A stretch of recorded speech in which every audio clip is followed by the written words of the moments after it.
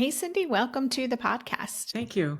So good to see you after all these years. I know it has been a really long time, actually. It's got to have been like 8 years, 10 years or something. Yeah. We were part of a focus group back in New York City for like a 2-day event that was focused on a product in development about ADHD. So spent a couple days kind of hanging out and nerding out a little bit, and that was really fun. But now we're going to nerd out about something else, and that is we're going to be talking about the updated edition of your book about ADHD, which is called 8 Keys to Parenting Kids and Teens with ADHD. And I want to get into that, but before we do, let's kind of set the stage. And if you could take a few minutes to just share a little bit about who you are in the world and how you come to the work that you do. Sure, absolutely. So I am a mental health counselor and I am a trained ADHD coach. And the reason I specify the difference is, as a mental health counselor working with kids, with adults, we didn't really talk much about ADHD back in the 80s and early 90s. But when I decided, hey, I want to really support families, kids with ADHD, I went back and I got trained as an ADHD specialist through a whole different lens of coaching, which I think is so much more appropriate. Not that therapy doesn't have its place, but coaching is really valuable because what coaching does that's different is it's really talking about helping you understand your brain, how you're working, your tools and strategies that you need. I focus more on education about really understanding, having a lens on your child. So even though I started working with the high school and the college kids, I quickly found that, you know what, if parents don't know what parents don't know, I wasn't getting very far with the kids. So fast forward, I developed my own program about 15 years ago, specifically for parenting kids with ADHD. That was very successful. So then people started asking me, well, how do I train to do this? I had therapists and educators talking to me. So now I train people around the world to be parent coaches.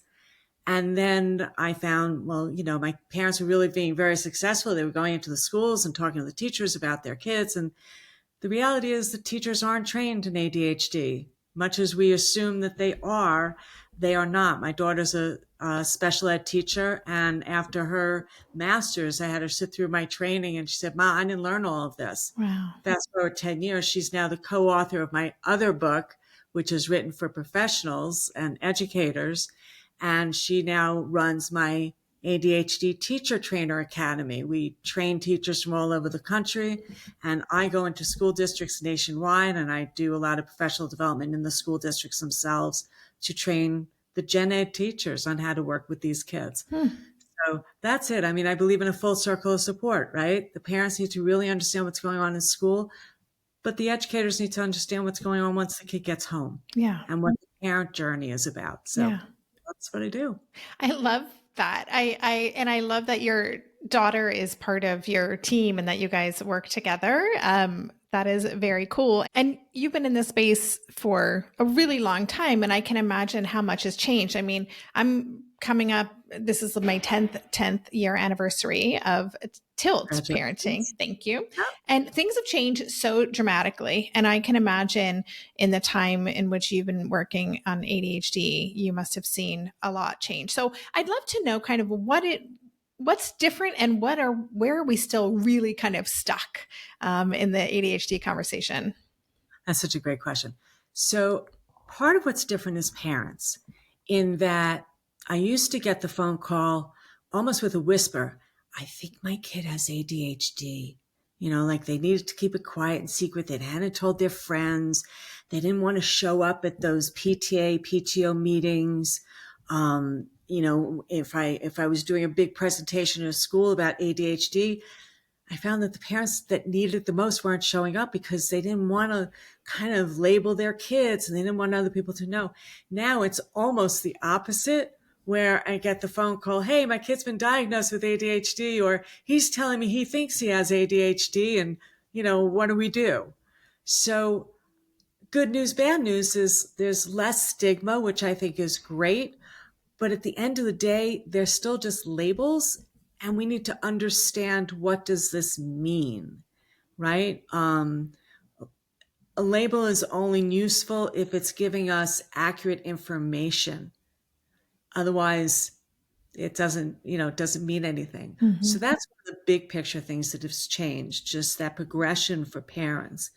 Um, I would say that, and a lot of this was highlighted in COVID, but even without COVID, I think schools are much more aware that there's so much behavior. I mean, that's the phone call I get from from the school principals. We're dealing with so many more behaviors.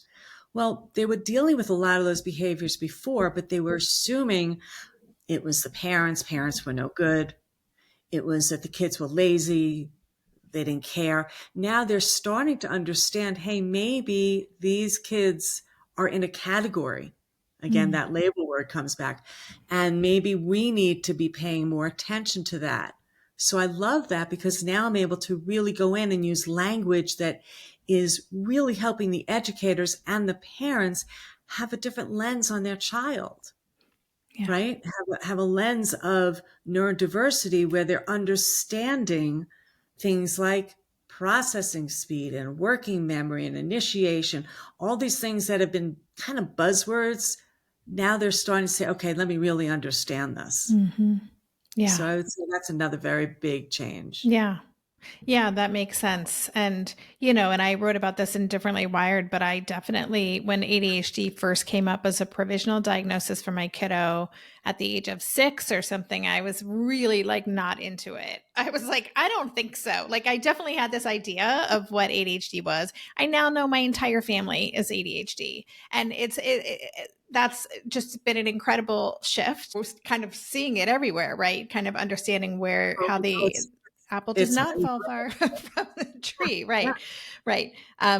So one of the things that is very central to your work is this idea of parenting the child you have. And I love that. And I would like to just hear in your words what that phrase means to you. And, you know, is that across the board, or do you think it's different for parents with neurodivergent kids?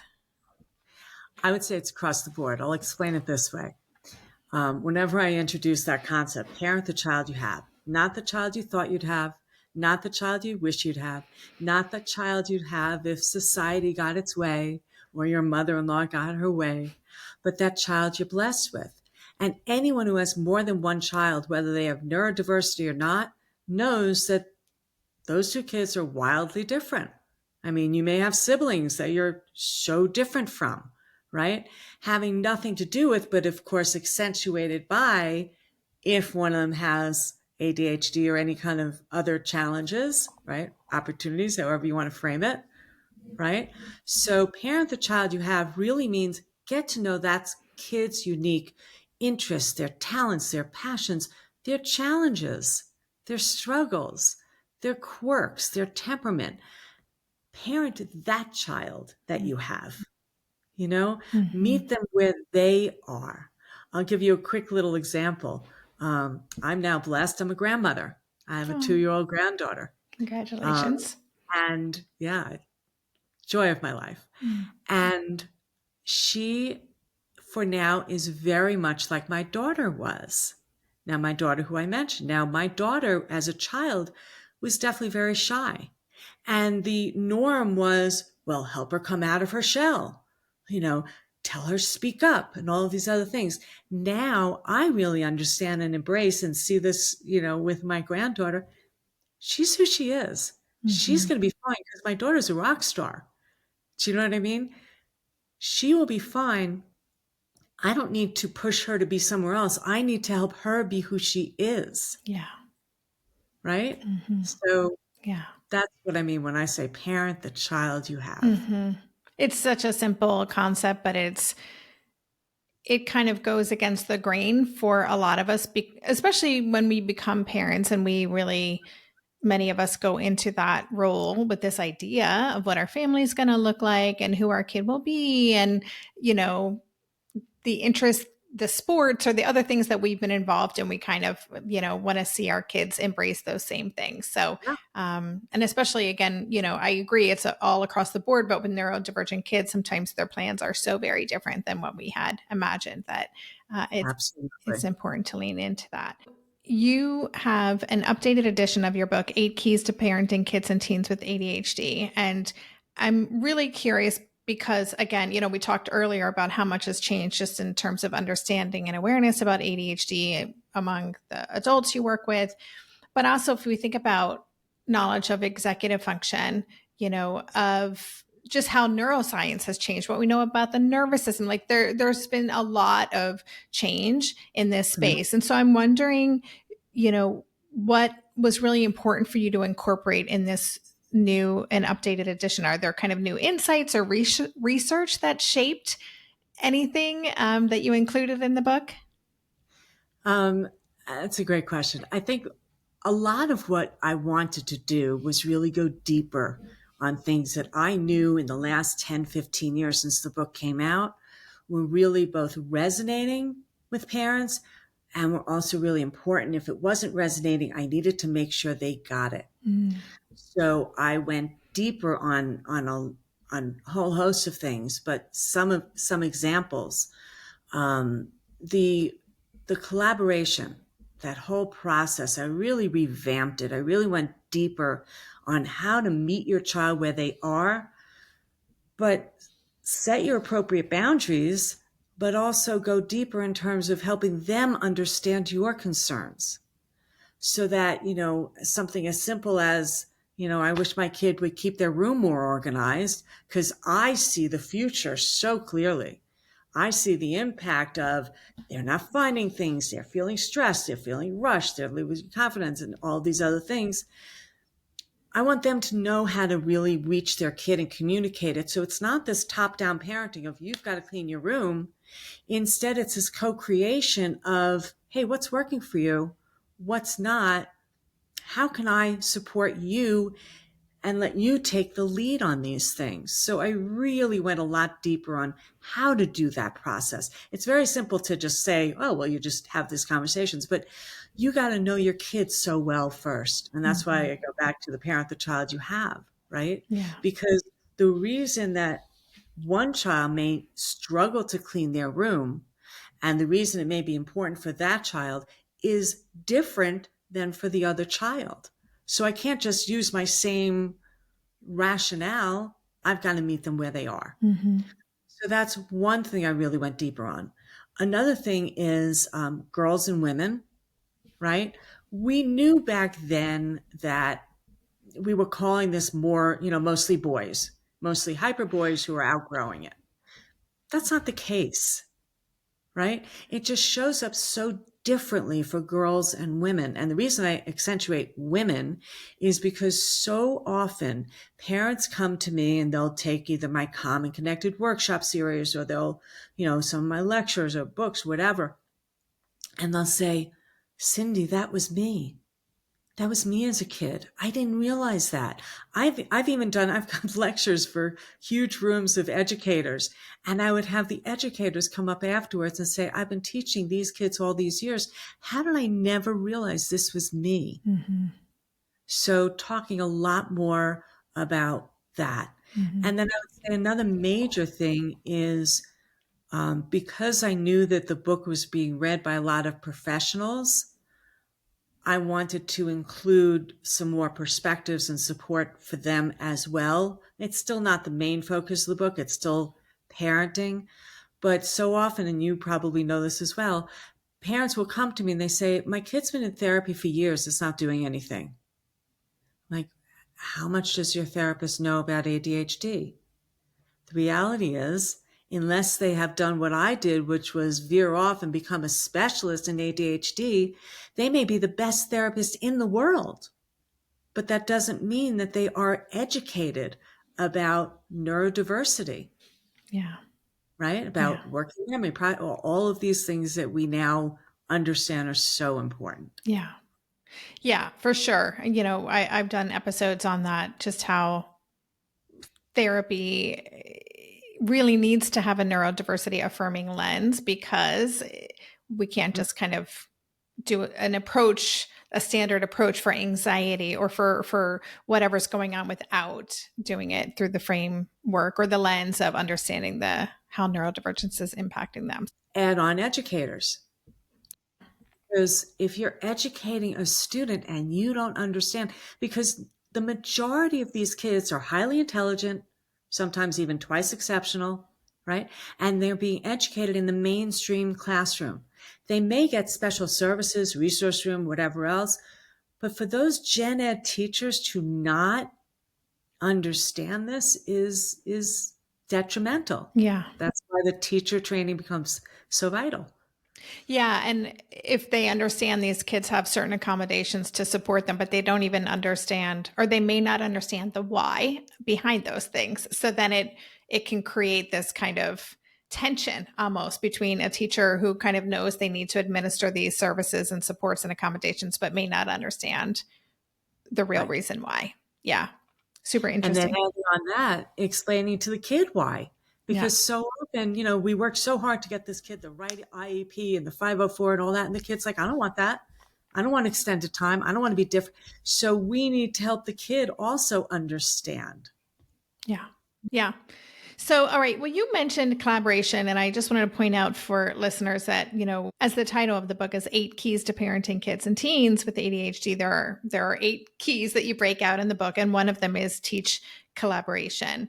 And I'm wondering if you could talk a little bit more about that, because it is a theme in your book of moving from power and control to partnership and collaboration. And I'm wondering if you could give us an example of what that looks like, because I think it's really hard.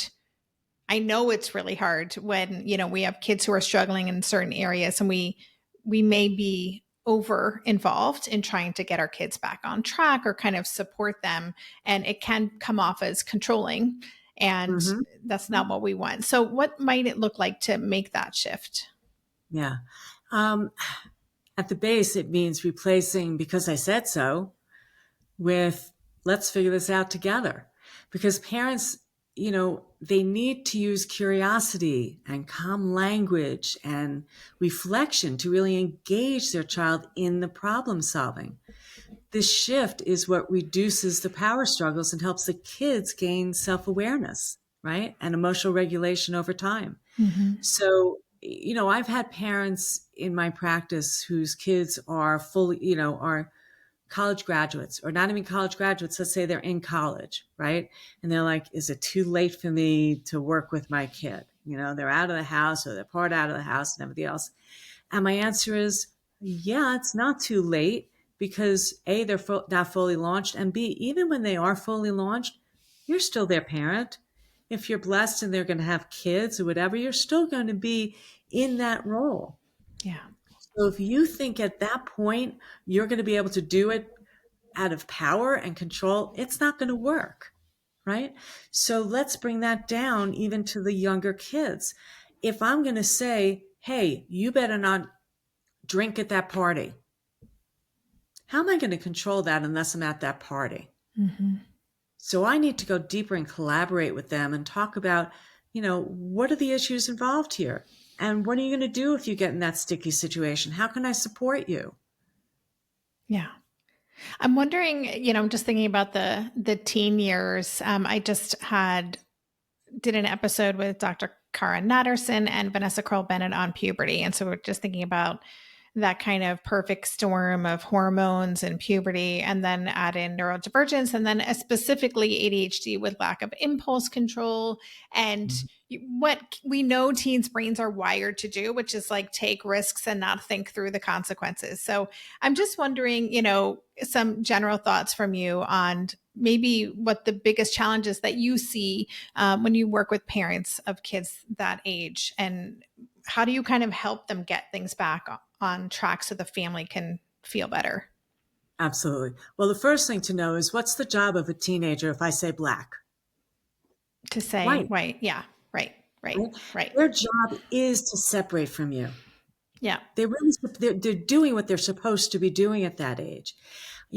Parents will say, well, I came up with the best idea and my kid said, I don't want to do it. And I said, why not? They said, because it's your idea. Mm-hmm. It's to be my idea, which again goes back to some of that collaboration. As we can work together, let them come up with the solution. That's the one they want to go for anyway, right? Mm-hmm. So in those teen years, what does that look like? How do we get to do that?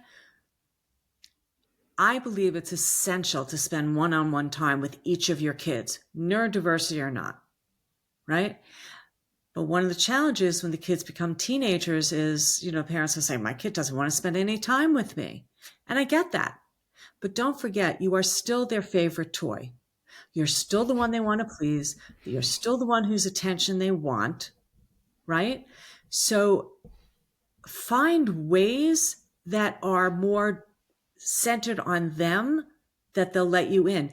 Even if it means, hey, do you mind if I sit on the couch with you? I'm reading a book. Because somehow being in that physical space, they will open up a little bit more. Mm-hmm. It will gradually happen. Going for a walk, going for that drive in the car, anything you can do to spend time. And then I'll add to that, try to have some kind of interest that you can share. I don't care whether it's, and again, I'm dating myself, when my kids were young and American Idol was new, we watched American Idol together. I know I'm really dating myself. We watched, or, the stock market. There was a particular stock, even if we weren't investing, we were just curious about. So we would and it didn't have to be more than 5 minutes, but it was constant because it happened every week. Mm-hmm. Yeah. Yeah. You wrote, one of the quotes I pulled out is, just when children seem the most difficult, aggressive, withdrawn, or defiant, they often need connection the most. And I think that is, jumped out at me for a reason. And it can be really hard. It's that idea of, how do you hug a porcupine, right? But just that reminder that our kids really, they do crave and want that connection. It may be harder to realize that, and also harder for us to get out of our own way or our own anxieties, or what am I Well, making this mean, and all of that stuff. Yeah. I'll give you an example from my Common Connected workshop series. I was running it last night, and a parent said to me, my kid is frustrated because he says, stop lecturing me. You're always lecturing me. And she said, but I don't know how to always stop because there's so many important things. Yeah. I said, well, get over yourself. Yeah. Because it's not about you and what you feel you need to get in there. If it's not getting in there, what's the point anyway? Yeah. Back off, enjoy your kid, let him enjoy you, and then you can sneak in a few things here and there. It's so funny. Yes. I mean, and I say it's funny because before dropping my kid off at university this year, I had 2 weeks left, and there were so many little wisdom, truth bombs I wanted to share. And I want to make sure I had this conversation. And I was like, I ran out of time, but because I was trying to just find little moments, because I felt it was so important that I communicated this one idea. Yeah. And of course, that's just really not how it works. And that was all about me. It was all about my needs. Yeah. Okay. So just to kind of move on, but also this is hopefully a good segue to my questions here about enabling versus support. And this is something that comes up all the time in, in my community, and just, that fine line. And we talk about scaffolding, and we talk about, different ways to support our kids, but it's messy. It's not always a clear line. And this is something you write about in the book. And I'm wondering if you could talk a little bit about, enabling versus supporting. You actually have a great definition of enabling in the book. Do you mind if I read that? And then you could kind of expand on it. Okay. Sure. So you say, here's my definition of enabling. Enabling is doing something for someone without a plan to teach them to do it for themselves. Supporting, on the other hand, means helping them in a way that aligns with their developmental needs and prioritizes growth. And that felt very clear to me. And I'd like to hear more from you on this. Sure. I'll give you the example I always give. When we talk about enabling, when I ask people, what's enabling? They'll say things like, oh, doing something for your kid, or blaming others, right? If the teacher didn't give so much homework, you wouldn't be in this situation. It's the teacher's fault, right? Or, oh, I'll just, what 2 + 2 is, it's 4, right? Just those subtle ways. Why? Because it's our own parental anxiety that we're trying to relieve, right? So I just want to make my world, by definition, extension, my child's world, okay, right? So the kid forgot their violin. It's the fourth time this month. And what does the wonderful parent do? I'll bring in the violin, right? I don't want my kid getting in trouble. And, he loves violin and of course the teacher may look and say, oh, this parent is just enabling this kid and everything else. But what happened at home? See, Johnny's a good kid. And Johnny knows I can't practice the violin until I finish my homework, which of course, with these kids, that takes like so much longer, right? So it's late at night. Johnny goes downstairs. He starts practicing. The parent yells down, hey, Johnny, time to get ready for bed. You got to go take a shower. You'll pack up afterwards. Go head up. Johnny goes upstairs. Evening ends. Morning comes. Parent goes downstairs. What do they see? The violin. And they think, oh, if I take it in, I'm enabling, right? But I feel so bad. He's such a good kid. And he made the bus today. Mm-hmm. And his shoes matched. And okay, so he's still, fighting with his sister. I've got that on my list of things to work on. And his room is a mess. Yep, got that on the list. I think I better add this to the list. Yeah. Helping him remember the violin. So what I say to parents, and I feel like this is a really important message, is sometimes the outside world, it seems like you're enabling, but give yourself a little grace. Sometimes what you're doing is supporting. Yeah. Sometimes you're prioritizing and saying, yeah, I got to deal with that, but I got bigger fish to fry right now. Yeah. That was one of my things I said a lot when my kiddo was younger. I've got bigger fish to fry. Like this is not where I'm putting my energy right now. So I really like that, the way you just explained that, and you shared that story in the book, and it is really helpful. And I think parents do tend to beat themselves up, especially if there's a perceived judgment that they are feeling from others. And, well, gosh, aren't you, why are you stepping in? Your child should know how to do this by now. So, something we talk a lot about here at Tilt is just that really being fluent in our kids and kind of understanding where the capacity is, where are the windows for opportunity for growth, but doing it in a way that kind of meets them where they are. And that exactly. Might change even from day to day, depending on how their day went, right? So let me ask, we'll start to wrap up, but I wanted to ask how you kind of support parents. So because we know that parenting these kids can be more of a roller coaster. The runway can be long, the path more uncertain, it can be a lot more unpredictable and intense emotionally. And so how do you help parents kind of stay centered and grounded and not get burned out themselves? Yeah, that's such an important question, because you're right. Parents are just overwhelmed. They're exhausted. They're beat up. Start by shifting your own energy. Start by saying, to your kid, hey, I'm here to help, not to fix, not to punish, right? And be curious about your kid. Realize that your assumption about their behavior is really your hypothesis. So be curious. I wonder why when I called him, he didn't come down, rather than just going into that emotion of, oh, he never listens to me, right? So pause with that. Choose a moment and figure out, well, what might my kid need help with here? Rather than, we got to go and everything else. And above all, focus on connection over correction. Just 5 minutes of that calm presence can really change the whole mood in the room. Mm-hmm. Yeah.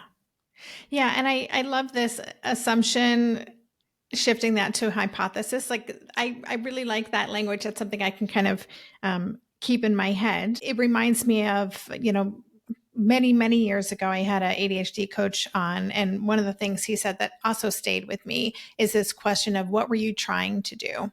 Because I think we kind of see this external behavior that might look like it was a willful choice to be disruptive or to do something, that was, not okay or appropriate for the situation. Right. And there's always a reason why. But when we kind of jump to our own assumptions, we're going to miss that. And then, obviously we know that's why these kids tend to get in trouble a lot more than their neurotypical peers. And that, over time has really devastating consequences. Yeah, Yeah. absolutely. So let me ask one kind of last question. I'm just thinking for parents who are listening to the show, who are raising, one or more ADHD kids, they are feeling overwhelmed. And because it's an intensive experience raising these kids, especially, during certain stages of life, more intense than others. But if the vibe in the house is kind of chaotic and rooted in conflict and there's just a lot going on, what's one thing they could even try today after listening to this to help them kind of change the tone or the energy in their house? I would say be honest with your kids and Mm. name it and say, you know what, guys, we are all sort of at a really high level right now. I love you. I don't want it to be like this. I'm sure you don't want it to be like this either. Why don't we just, whether it's today, a week from now, let's plan something that is just stress-free zone together. You guys can choose it. I'm open, whether it's, your kids going for a walk, going to a gate, whatever, right? Let's just do something so that they know that you feel it, they feel it. We can just sort of, let's relax into this and figure something out. Yeah. I love that because it also builds trust.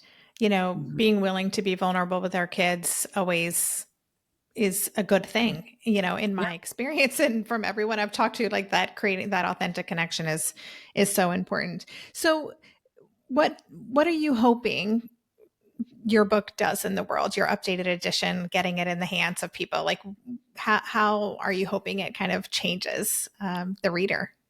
That's I have so much hope for it. I hope it continues to do what the first edition did, which, I think about all the reviews I got from that, which is I understand my kid differently. Mm-hmm. I always start off by saying like, okay, here are all the stressors about ADHD and everything else, but let's talk about what's wonderful. Let's talk about the potential of that kid. It helps them reconnect with the potential of that kid. So that's what I want the book to do. Mm-hmm. Help them get back to who that little kid is that they love, Mm-hmm. right? Mm-hmm. And help them gain confidence as a parent. Yeah, that's great. I love that. Okay, so let me just name the book again. Listeners, I will have links in the show notes for this if you want to check it out. If you're listening to this episode when it comes out, then the book will be out in just a few days. And so you can pre order it. But it's 8 Keys to Parenting Kids and Teens with ADHD. And is there a specific place on social or elsewhere that you'd like listeners to check out your work? Sure. You know what? I've got a free download for them. So if they go to, can I give the website? Please go ahead. So my website is PTS Coaching. By the way, that stands for Pathways to Success, because I think these kids have this kind of pathway. Mm-hmm. So it's ptscoaching.com/tilt. Nice. TILT. If they go there, I have a free download for them that's going to have the introductory chapter to the book. It also has some nice tools, the parent wheel of life and the student wheel of life, which really help you kind of look at where you are now and where you're wanting to make your shifts and changes. So those are some really good tools. Very cool. I love it when guests make a special webpage just for my listeners. So thank you for that. That's really cool. My pleasure. My pleasure. And yes, And listeners. find me on Facebook at, PTS Coaching and LinkedIn and all those things. My handle's PTS Coaching. So. Okay, perfect. Thank you. And listeners, as always, I will have links in the show notes page to everything that we talked about today and all those places where you can connect with Cindy. And yeah, I just want to say thank you for joining me. Congratulations on the book. And yeah, I really appreciated this conversation. Absolutely. Thank you.